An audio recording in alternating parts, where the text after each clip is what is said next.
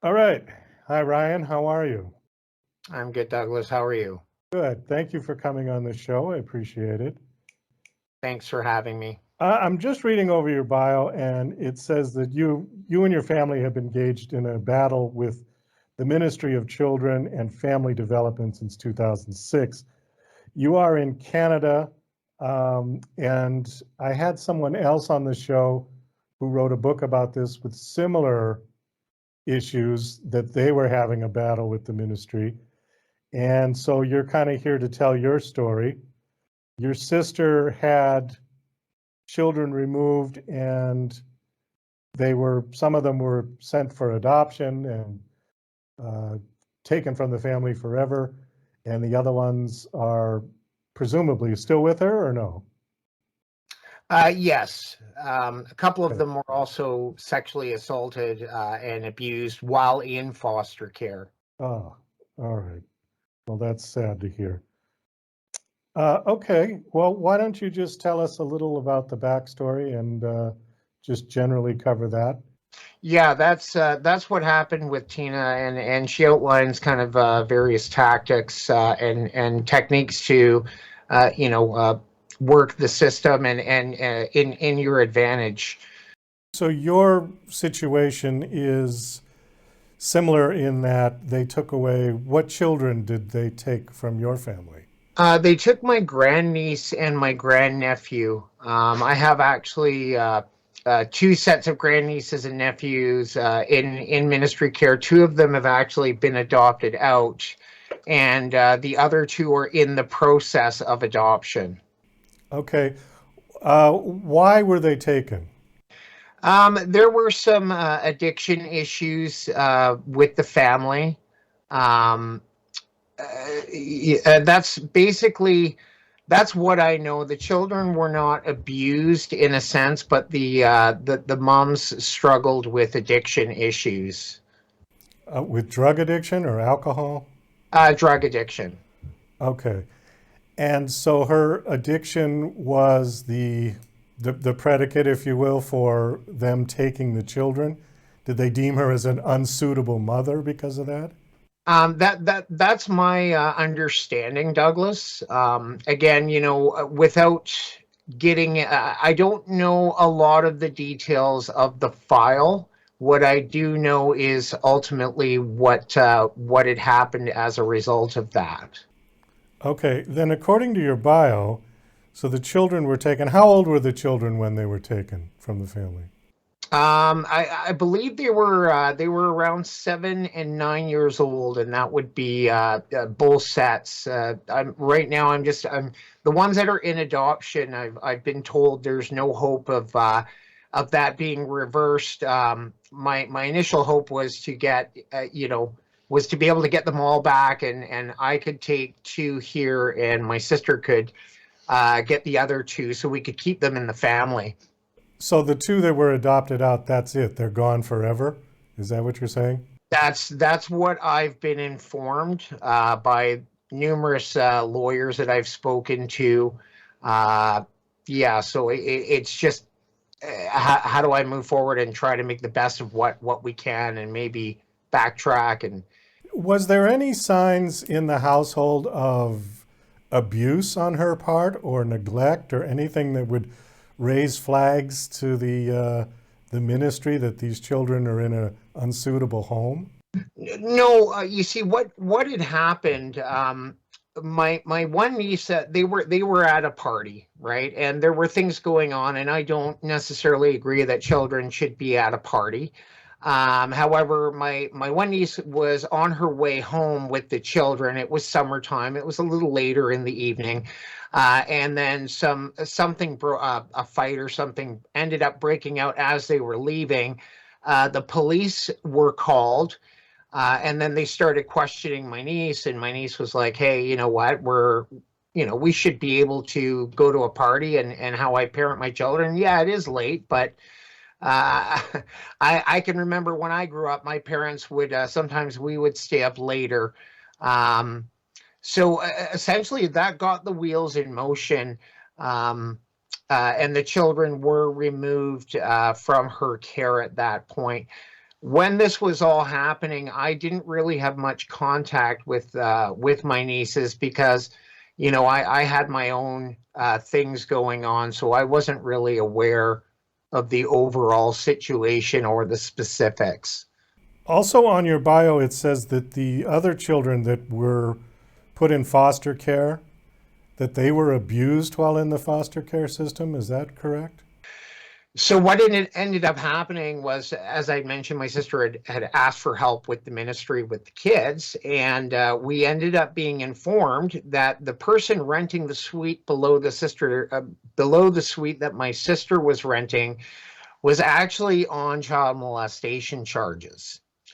So for me, this was very, this obviously, I was quite upset about the situation, and I contacted the worker and I said, look, something has to be done here. You've got an individual that is on child molestation charges. There's a bunch of kids living upstairs, and my son is doing childcare there. What can we do to address the situation? And she had told me there was nothing that could be done, right? It was my sister's going to have to move. So you have a large family with 9 kids, and it's not like there is a huge amount of homes that can accommodate that.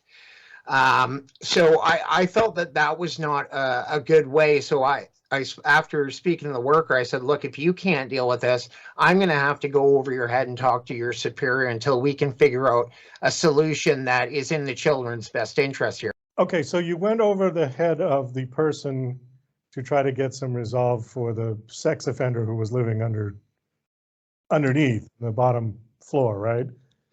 Yeah, and there were a lot of issues going. Like my sister was having a lot of problems with this individual. Like he was breaking into her car. He was making very inappropriate, rude comments. And this was how the information was relayed from the worker because my sister was really struggling with it.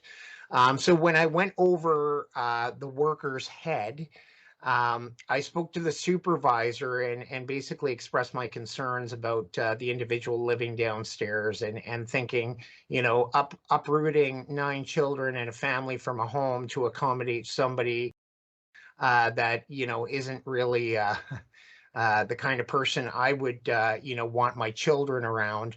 Um, the supervisor, I guess, reprimanded the worker, and the reasoning was the worker had disclosed information that was subject to privacy.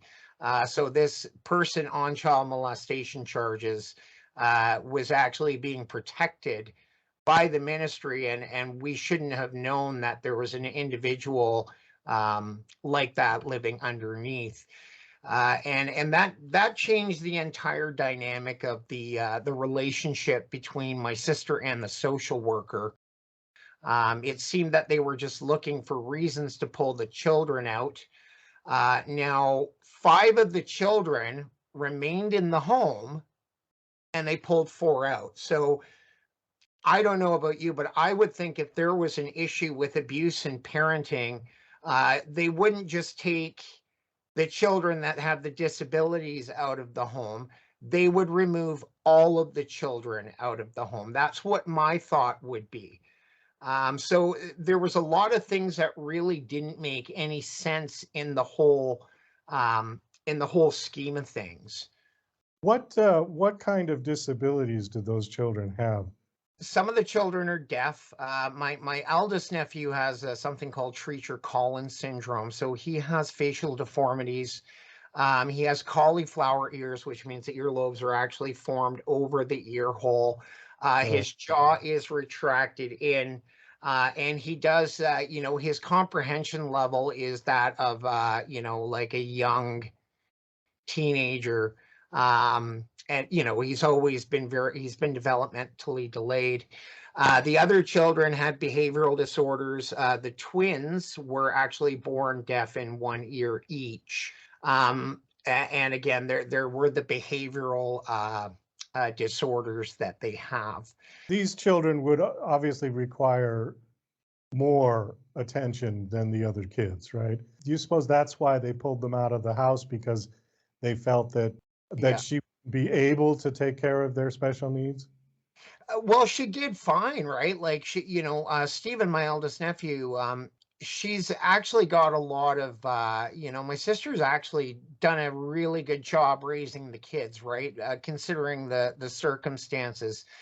To penalize somebody, and this is where I think there's a lot of discrimination um, in the ministry organization, because a family that doesn't have children with mental disabilities or disabilities, they're not going to have their kids removed. So why is it that somebody that's trying, like again, she'd reached out to the ministry for help to look for supports? Is there respite care? Are there programs that I can engage in, to better support my family? These are the things that I would be under the understanding that an organization that calls itself the Ministry of Children and Family Development, this is what I believe that that would that title would incorporate, right? Not well, let's rip the families apart. Making administrative decisions such as this is in the best interest of the children. I believe that that's a decision well above anybody's pay grade there. So you mentioned that one of your nieces was murdered. She was murdered while in ministry care? She had aged out. She was 22. This was last year. But she was in ministry care from the time that she was originally taken up until she aged out. Okay. What was the situation with the murder? What was the circumstance? Well, she ended up in addiction herself, and she was, I guess, what was considered the unintended victim of a targeted hit. So she was just at the wrong place at the wrong time with the wrong people. Oh, so she was already out of the system when this happened. Yeah, she while she was in the system, she started to develop her addictions. Kind of in her mid-teens was when the addictions started happening with her. Just to kind of sum this up, what is the situation now with all of these kids? Well, again, two of my grandniece and nephews have already been adopted out. I have two other ones that are presently in the process of being adopted out, which I had applied for the adoption status. After my niece got murdered, I had a brief slip in my sobriety, which I was completely honest with them about, and it was very brief. But they had said that because I don't have 5 years of consistent sobriety, that I am not a suitable candidate for adoption. And to me, again, that's discrimination, right? Without asking the questions, how do you know, right? Like it was brief. My niece had just been murdered. Would somebody without an addiction problem, might they have a few drinks to help them cope with that? I'm gonna take a shot and say, yeah, I think a lot of people would have responded the same way. Okay, so what is the message you want to tell people on this interview? Well, essentially, the ministry. I'd like to get more awareness to what's going on with the ministry and how they overstep their boundaries.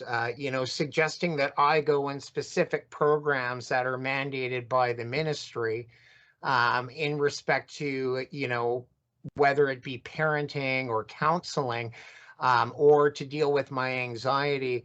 I feel that I should have a choice, right? I shouldn't have to just go through what the programs they suggest.